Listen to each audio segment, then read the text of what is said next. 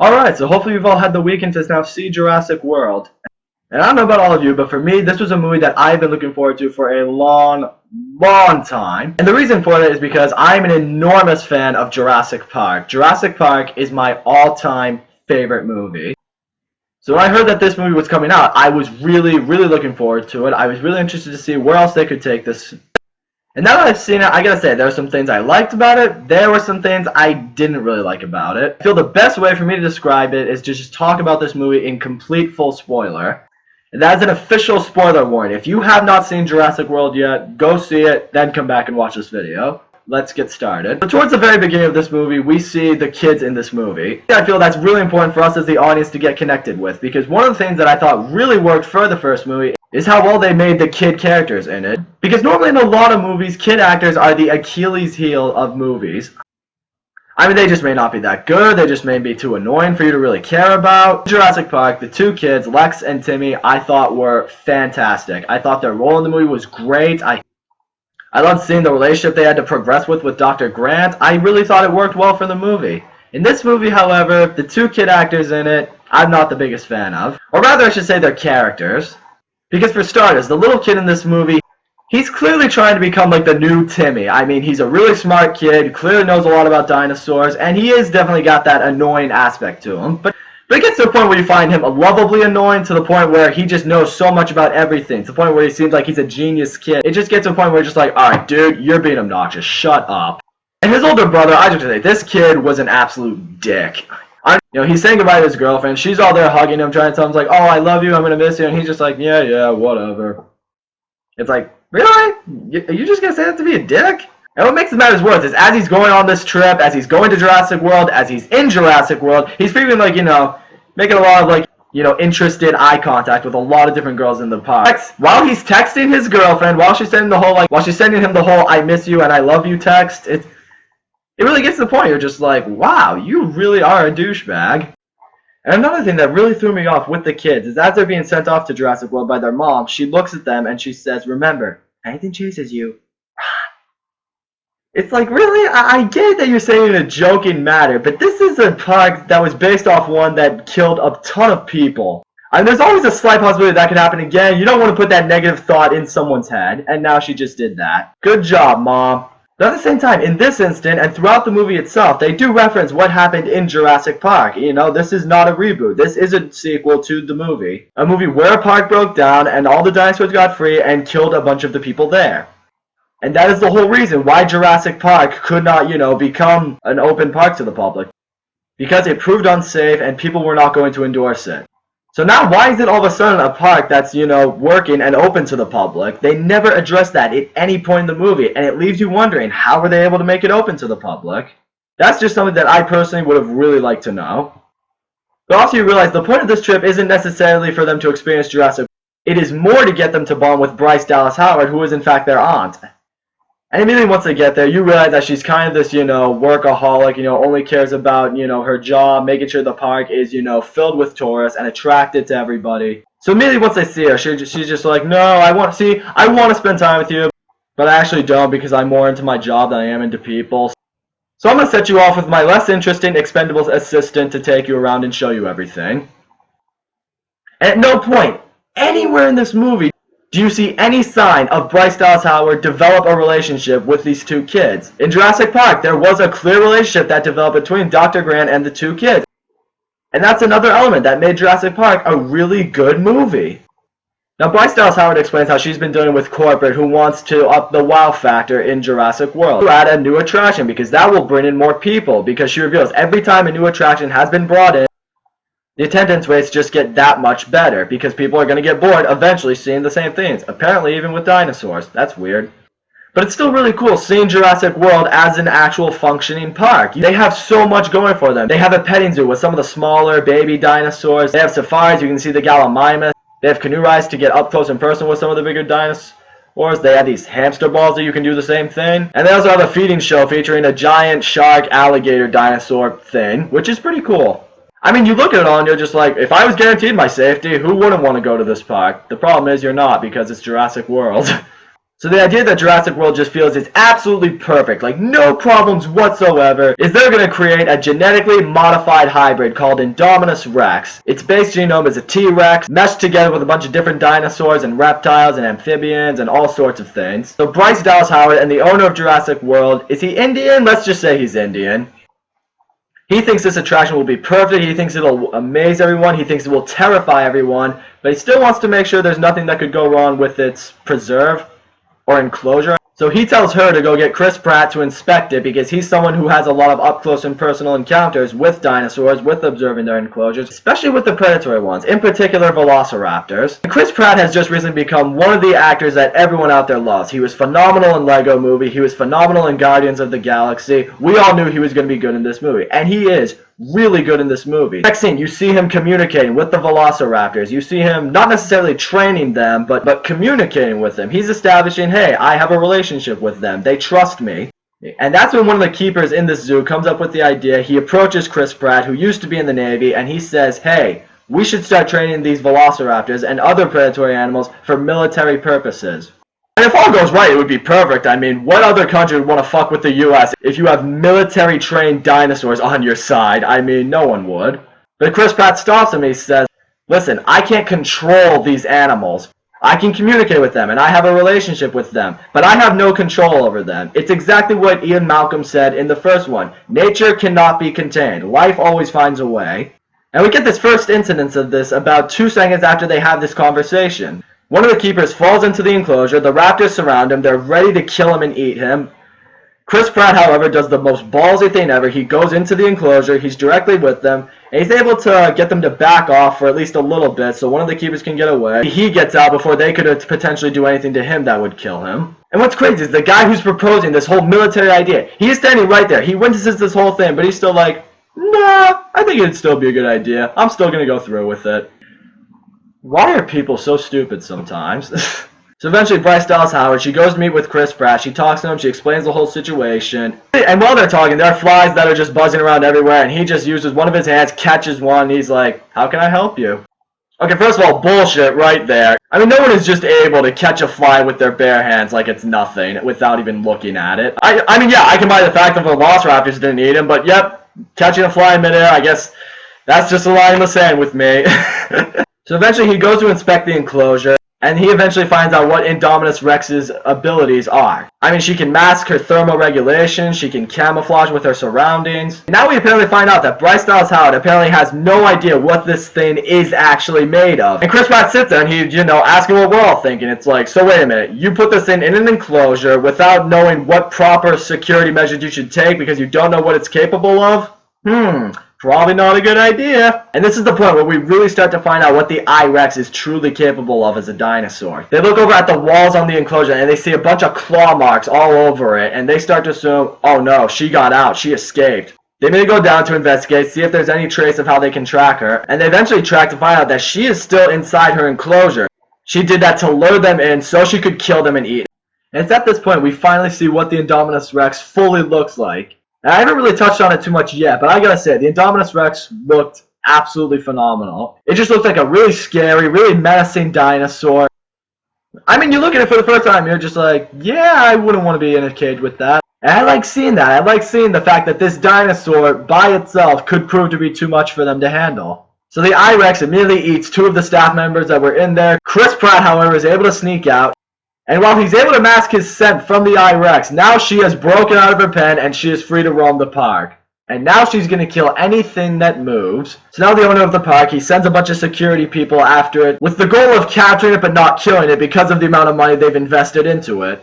But at the same time, I'm looking at the stuff that they're armed with. They're armed with, like, little stun guns and what appear to be, like, little, net launchers. It just makes me wonder, it's like, do you really think that's going to capture a giant mutant dinosaur? And yeah, of course it doesn't. They try to capture it and it kills every single one of the security guards. Well, that's what you get for going in unprepared. Dumbasses.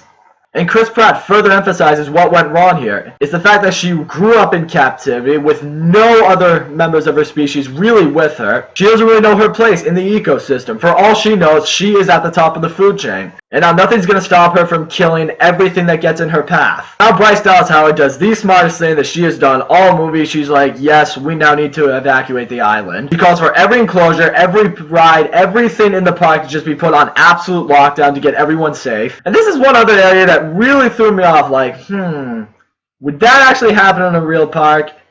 We finally get back to the two kids, and they're finally just cruising around in one of those little hamster balls. They're seeing all the really big dinosaurs, and they get a little message that clearly says, hey, we need you to come back. And the older brother, he's just all like, shh, no one needs to know anything. And they just start and keep moving forward. Alright, a couple things wrong with this. Number one, you've just been told that a park filled with dinosaurs is now under a really serious problem, and you should probably report back. Chances are it is not the right move to just stay out there, because there's probably something out there that's just going to kill you and eat you. But nope, it's all about the thug life, gotta keep moving, fuck the rules, fuck the system, we're going to keep exploring the park. It's also the fact that the people of Jurassic World could not be just a little more aware that there's a chance that there would be people who would ignore the rules and just go off by themselves. I figured it would be more operated like a ride. You know, you got people on the control room, they, just maybe navigate the balls for them. No, the people inside the balls are the ones who navigate. Like, what if they go too far? What if they can't figure out how to get back? What do you do from there? You see, you gotta think about this shit. So the kids eventually get to this fourth section. There's a ton of ankylosaurus everywhere, which look really awesome. I should touch on the special effects for a second. The special effects in this movie, for the most part, they look pretty cool. But one thing that Jurassic Park did so well is they combined the use of CGI with real-life animatronics. It really just made the dinosaurs look more real. In this one, the dinosaurs do look real for the most part, but there are a lot of instances where you can tell it is clearly CGI. I don't know, I just think it would have been nice if they stuck with the same method that they used in Jurassic Park, because that is what made Jurassic Park dinosaurs look so incredible. They're in the forest, they're with all these dinosaurs, and the Indominus Rex ends up sneaking up on them, and they just start getting smacked around all over the forest by the Ankylosaurus, by the Indominus Rex. And the Indominus Rex is completely aware that they're inside the ball, so it starts, clawing at it and biting it. It eventually gets to the point where they realize, like, alright, this thing is going to break us eventually, and it's going to kill us. We have to get out of here now. Okay, they're able to unfasten their seatbelts. They sneak out of the part of the ball where it's already been cracked and destroyed. They start running away from the Indominus Rex, and thankfully they jump over a waterfall. They land in there. The Indominus Rex doesn't see them, and it just walks away. And the kids are just laughing at the fact that they jumped. It's like, would you really be laughing if a giant mutant dinosaur was literally just about to kill you and eat you? And Jurassic Park executed it so well. After the kids nearly got killed by the T-Rex, they're all, breathing heavily and can barely talk. They're in complete shock. That is the kind of reaction I would more likely see in that situation. Meanwhile, Chris Pratt and Bryce Dallas Howard, they eventually realize the kids have not been accounted for. They're somewhere out there and they need to go get them. They find a bunch of just dead apatosauruses everywhere. They also notice that none of them have been eaten for any reason. They realize, like, the I-Rex, she is just killing for sport. It's like what they established with the T-Rex. The T-Rex doesn't necessarily just want to be fed. It just wants to hunt. It simply wants to establish its dominance in the ecosystem. They eventually have a nice little throwback to Jurassic Park, though, that I thought was really cool. They have the kids eventually stumble into this kind of hidden off, like, little garage, and they find a lot of the stuff that was found in Jurassic Park. They find the night vision goggles that Timmy was wearing, and they even find the old Jeeps. Luckily, these kids apparently have skill with fixing cars. They're able to fix up the old Jeep, and they're able to start driving it back to the park. I will say, this was one area with the kids that I really liked seeing. It showed that they're not going to be completely helpless on their own. They're able to make it by themselves. It shows that they do have some survival instincts in them, and I really liked seeing that. And finally, the people in Jurassic World officially figure out, alright, there's no sense in trying to capture this thing alive, we're gonna have to just kill it. Meanwhile, the kids have finally made their way back to the park in the Jeep that they were able to fix. Meanwhile, the owner of Jurassic World and two soldiers proceed to try to gun down the Indominus Rex in a helicopter. Unfortunately, not only does the Indominus Rex crash into the pterosaur cage, the helicopter comes crashing down into it too, and now all the pterosaurs get to fly free. And immediately they just start picking off so many of the different guests. They try to fly away with some of the baby dinosaurs from the petting zoo. Yeah, it was bad enough that everyone had to worry about a giant mutant T-Rex thing. Now they're gonna deal with a butt ton of pterosaurs trying to kill everybody. Can this day get any worse? Yeah, it's about to for Bryce Dallas Howard's assistant. She gets scooped up by one of the pteranodons, which immediately just starts dipping and dunking her into the lake. And she's probably thinking in her mind, other than sheer panic, that at least it won't get any worse than this. Then the sea monster source all of a sudden just rises out of the lake, and it just clamps down on the pteranodon and on her, drags them underwater, and he eats them. Okay, never mind, it just got worse. So now the engine guy from earlier now feels this is his perfect opportunity to show Chris Pratt why the dinosaurs would be perfect for the military. He suggests using the raptors to head out there, hunt down the Indominus Rex so they can all hunt down and kill her. Chris Pratt reluctantly agrees and they all just go out into the jungle to hunt her down. The raptors eventually do track down the Indominus Rex. Unfortunately, instead of attacking her, the Indominus Rex appears to start communicating with the raptors. And all of a sudden, the raptors turn their heads towards the people, and now they're just ready to attack them. And Chris Pratt all of a sudden realizes, oh shit, yeah, now we find out this thing's part raptor. They do the smartest thing they could. They get the fuck out of Dodge. They start hauling ass away from the Velociraptors, but now the Velociraptors have started just killing all the different soldiers. Luckily though, Chris Pratt, Bryce Dallas Howard, and the two kids are able to get away in this small van. One of the raptors tries chasing it down, seeing if it can get to them, but it's eventually killed by one of the soldiers. As the four main characters start making their escape through the Jurassic World building, they again get confronted by the engine military douche, who now reveals that he still intends to make genetically hybrid dinosaurs to serve as military weapons. Dude, are you shitting me? The I-Rex has been killing most of the park soldiers this whole time. It just recently released pterosaurs to start attacking all the guests. Now it just turned the Velociraptors on everybody that's left. And you still think it would be a good idea to make them military weapons? I mean, you would think that most people would just get the message at the point that that's probably not the best idea.